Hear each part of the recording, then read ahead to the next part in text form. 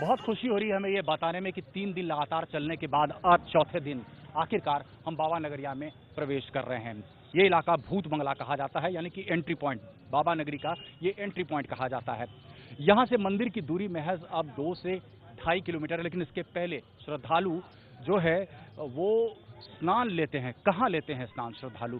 दीप नारायण आप हमारे सहयोगी देवघर से ये बताएंगे हमें भूत बंगला का क्या महत्व है और स्नान का क्या महत्व है मंदिर में पूजा अर्चना के पहले। दीप बताएं। ये 105 किलोमीटर की जब कठिन यात्रा करते हैं तो ये एक ऐसा जगह है जहां से भक्तों को विश्वास हो जाता है कि जो मैंने यात्रा की है वो यात्रा पूरी हो गई है। यहां से बाबा की नगरी में प्रवेश मिलता है और इसके बाद यहाँ से आप कह लीजिए जब भी ऊंचाई पे जाते हैं तो बाबा के शीर्ष का दर्शन होता है। तो बाबा के शीर्ष का दर्शन करके भावभीत होते हैं और इसके बाद सीधे वो शिव गंगा जाते हैं, वो स्नान करते हैं। उसकी पुरानी महत्व है अपना कि कांवड़िया की रावण द्वारा मुष्टि के प्रहार से इसका प्रादुर्भाव हुआ था। तो वहाँ कांवड़िया संकल्प कराते हैं, जो 105 किलोमीटर की लंबी यात्रा से जो जल लाते हैं उसमें उसको तैयार करते हैं और उसके बाद कतार में खड़े होकर बाबा का जलाभिषेक करते हैं। भूत बंगला के पीछे क्या मान्यता है लोगों की? नहीं, देखिए भूत बंगला की एक पुरानी कहानी है कि यहाँ पर चूंकि पहले हुआ करता था कि एक जंगल रहा करता था। अब ये डेंसिटी बढ़ गई है, लोग रहने लगे हैं, बिल्डिंगें बन गई, लेकिन इसके पहले जो हुआ करता था ये पूरा जंगल का इलाका हुआ करता था और यहाँ पर लोग कहते थे कि यहाँ भूतों का वास होता था और यहाँ पर ऋषि मुनि जो है वो जंगल में रहते थे। तो ये पौराणिक महत्व के कारण, वो पुरानी बातों के कारण आज इसका नाम भूत बंगला जरूर पकड़ा। और यहाँ से सबसे बड़ी मान्यता है कि यहाँ से लोगों को लगता है कि बाबा ने हमारी जो यात्रा है उसको स्वीकार कर ली है। खास करके शिवरात्रि के दिन इस जगह का विशेष महत्व होता है। जैसी जानकारी मुझे मिली है कि यहाँ से बहुत बड़ी बारात निकलती है, भूत पिशाच बनकर के लोग चलते हैं। भोले बाबा सन्यासी डमरू के बजावे छे, डमरू के बजावे छे, भस्म रमावे।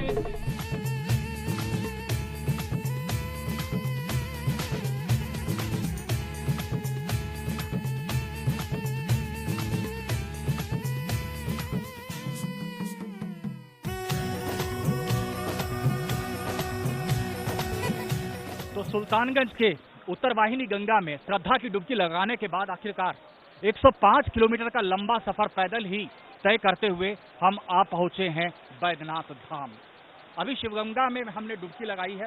खास महत्व है शिवगंगा में डुबकी लगाने का। क्या महत्व है? शिवगंगा में तमाम श्रद्धालु डुबकी लगाते हैं, फिर जो है जलाभिषेक के लिए जाते हैं भगवान शंकर के पास, भोलेनाथ के पास।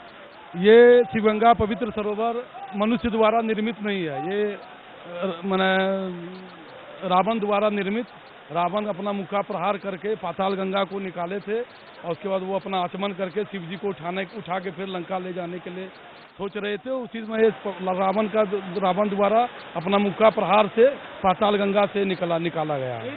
चलिए, हमने शिवगंगा में श्रद्धा की डुबकी तो लगा ली है, अब आपको लेके चलते हैं बैद्यनाथ धाम मंदिर, जिसके लिए हमने 105 किलोमीटर का लंबा सफर तय किया है लाखों कांवड़ियों के साथ।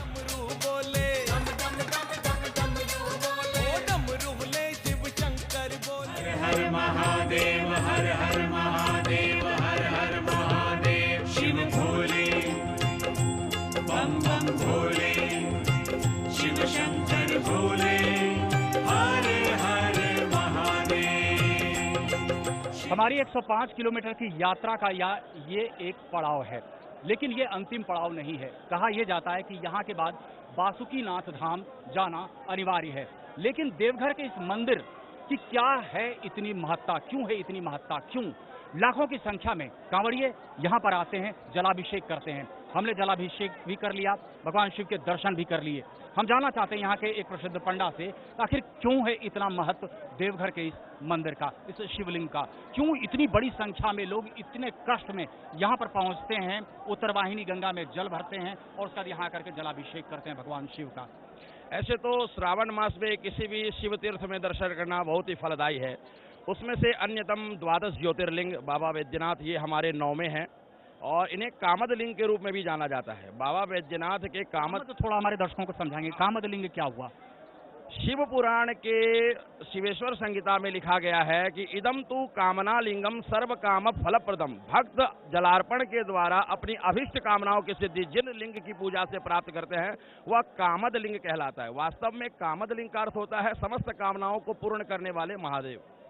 और यही अपनी तमाम कामनाओं की पूर्ति के लिए ही भक्तजन इतनी बड़ी संख्या में यहाँ पर देवघर पहुँचते हैं। इस मंदिर के बारे में बहुत सारी बातें कही जाती हैं कि एक पत्थर से काट करके इस मंदिर को बनाया गया है। खासतौर से विश्वकर्मा भगवान ने खुद इस मंदिर का निर्माण किया है। इस बारे में क्या जानकारी है आपको? देखिए, जैसा कि सर्वविदित है कि लंकाधिपति रावण के द्वारा बाबा बैद्यनाथ के इस आत्मलिंग को लेकर लंका की पवित्र यात्रा के लिए वो निकले थे। बहुत ही तेजस्वी और ओजपूर्ण होने के बावजूद ही भगवती गंगा जब रावण के उदर में प्रविष्ट हो गई तो उन्हें लघुशंका की बाधा आई और उस लघुशंका की पूर्ति हेतु उन्होंने भगवान विष्णु जो कि यहाँ ग्वाले के रूप में स्थित थे उनके हाथ में वो आत्मलिंग देते हुए उन्होंने कहा कि इसे क्षण भर रखो, मैं तुरंत लघुशंका की पूर्ति करके आ रहा हूँ। और जब वो लघुशंका के लिए उद्यत हुआ तो भगवान विष्णु ने इस पवित्र स्थान पर भगवान शिवलिंग को स्थापित कर दिया और वो युग युगांतर कल्प कल्पांतर से आज भी यहाँ अवस्थित है और सभी भक्तों की कामनाओं की पूर्ति कर रहे हैं। मंदिर का निर्माण कब हुआ, कुछ इसकी जानकारी है? ये बहुत ही प्राचीन मंदिर है। इसके निर्माण का लेख शुद्धता तो बताया नहीं जा सकता है, लेकिन कलकत्ता के म्यूजियम में इनके कुछ डॉक्यूमेंट्स रखे हुए हैं, कुछ जानकारी है जिसके अनुसार आप कह सकते हैं कि बहुत करोड़ों वर्ष पूर्व ये मंदिर, यहाँ मूलतः 5 ही मंदिर थे। अब बाद में जैसे जैसे हमारे समाज के सरदार पंडा जी लोग प्रतिष्ठित हुए, जैसे रामचंद्र ओझा जी ने भगवान श्री राम जी का मंदिर बनाया, उसी प्रकार से चंद्रमणि ओझा जी ने इस चंद्रकूप कुएं का निर्माण किया। तो कालांतर में जैसे जो प्रतापी पंडा जी हुए उन्होंने अपने तेज से अन्य मंदिर का निर्माण हुआ। लेकिन ये माना जाता है कि जो भी तीर्थयात्री आते हैं, कांवड़िए आते हैं, उनकी पूरी मनोकामना तब तक पूरी नहीं हो सकती जब तक यहाँ के बाद वो बासुकी धाम नहीं जाते हैं। वो थोड़ा समझाएंगे वो क्या कहानी? जैसे कि मैंने आपको पूर्व में ही बताया कि श्रावण मास में शिव का पूजन बहुत ही फलदायी है। तो यहाँ से 40 किलोमीटर की पवित्र यात्रा के बाद बाबा बासुकीनाथ जी का धाम है।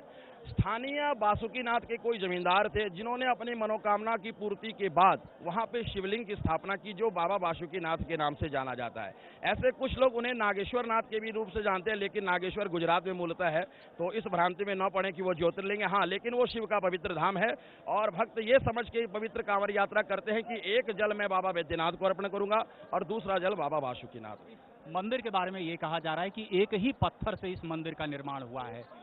जी, ये सही बात है कि एक ही पत्थर से बाबा बैद्यनाथ का मंदिर निर्माण हुआ है और अमेरिका इत्यादि विदेशों से भी इंजीनियर आए, आधुनिक तकनीकों का भी प्रयोग किया, लेकिन कोई दूसरा द्वार नहीं खुल पाया। मूल कारण उसका यही है कि ये एक ही पत्थर से बना हुआ है। अगर हम इसमें किसी भी प्रकार का छिद्र करने का दुस्साहस करते हैं तो ये सारा मंदिर धराशायी हो जाएगा। इसलिए आज तक इसमें इस मंदिर के साथ किसी भी तरह की कोई छेड़खानी नहीं की जा सकी, कोई इसमें ऑल्टरेशन यानी कोई तब्दीली नहीं की जा सकी। बहुत सारी कहानियां हैं इस मंदिर को लेकर के। हम अपनी यात्रा के एक पड़ाव पर तो पहुंच चुके हैं, लेकिन हम आपको आगे लेके चलेंगे बाबा बासुकी धाम तक। चलते हैं आगे, देखते हैं बाबा बासुकी धाम।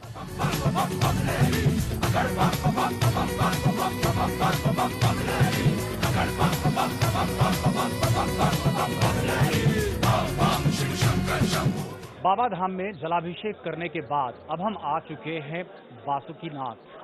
काफी सिद्ध माना जाता है इस मंदिर को भी। क्या है महत्व, क्यों आखिर कहा जाता है कि जो कोई भी बाबा धाम आता है उसके लिए अनिवार्य है इस मंदिर में आना और यहाँ पर भी जलाभिषेक करना। हम बात करते हैं यहाँ के पंडा जी से।